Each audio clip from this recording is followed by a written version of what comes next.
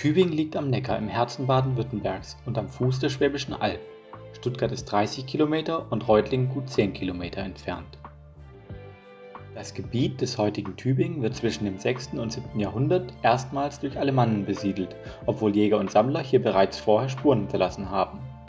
In der ersten Hälfte des 11. Jahrhunderts entsteht über der Ortschaft eine Burg. 1077 zieht König Heinrich IV. Nach Canossa, um seinen Thron zu behalten. Der Schwabe Rudolf von Rheinfelden erhebt sich zum Gegenkönig. Im Krieg der beiden wird 1078 das Castrum Thuringia, die Tübinger Burg, und somit Tübingen erstmals urkundlich erwähnt. 1149 schaffen es die Tübinger Burgherren zum Pfalzgrafen aufzusteigen. Dadurch gewinnt der Ort an Bedeutung. Tübingen wächst und erhält einen Markt, der spätestens 1191 entstanden sein muss. 1231 wird Tübingen zur Stadt. Tübingen wird 1342 an Württemberg verkauft, weil die Tübinger Grafen zusammen mit den Staufern als wichtigen Verbündeten ihre Macht verlieren. 1411 entsteht der Glockenturm der Kirche St. Georg. Der Rest der heutigen Kirche wird zwischen 1470 und 1490 gebaut. Tübingen ist schon früh ein Ort der Bildung. 1274 wird eine Lateinschule gegründet, auf die das heutige Uhland-Gymnasium zurückgeht. 1477 gründet Graf Eberhard die Tübinger Universität, eine der ältesten Universitäten Europas. Wahrscheinlich dient die Gründung der Stabilisierung seiner Herrschaft. Für Tübingen bedeutet die Universität massive Investitionen. Das Stadtbild ist von dieser Zeit geprägt. Im Tübinger Vertrag erhält Württemberg 1514 eine Verfassung, in der die Bürger Grund- und Mitspracherechte erhalten. Dieses Dokument gehört zu den ältesten Verfassungsdokumenten der Welt.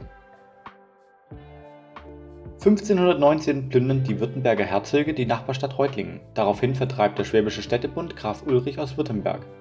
Ein Video zur Reutlinger Geschichte findet ihr im Link oben oder in der Videobeschreibung.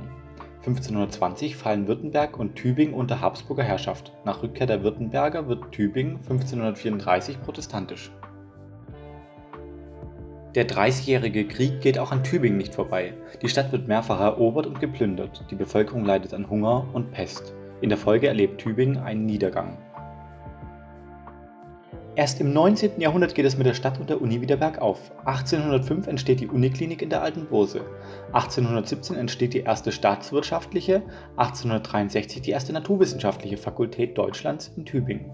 Erstmals wächst die Stadt aus der Altstadt heraus. 1868 wird der Hauptbahnhof eröffnet und Tübingen so ans Eisenbahnnetz angeschlossen. Zwischen 1818 und 1900 verdoppelt sich die Einwohnerzahl von 7.500 auf über 15.000. Den Zweiten Weltkrieg übersteht Tübingen vergleichsweise glimpflich. Nur 5% der Stadt werden zerstört. Die Bevölkerung liegt vor und nach dem Krieg bei etwa 30.000. Nach dem Krieg ist Tübingen bis 1952 Hauptstadt von Württemberg-Hohenzollern. Die Bevölkerung steigt stark an. Heute zählt Tübingen etwa 90.000 Einwohner, über 25.000 Studenten und eine blühende Wirtschaft. Tübingen hat mehr Rücklagen als Schulden. Das liegt natürlich an den vielen Blitzern. Kleiner Schatz am Rande. Tübingen ist einen Besuch wert, egal ob als Tourist oder für ein Studium.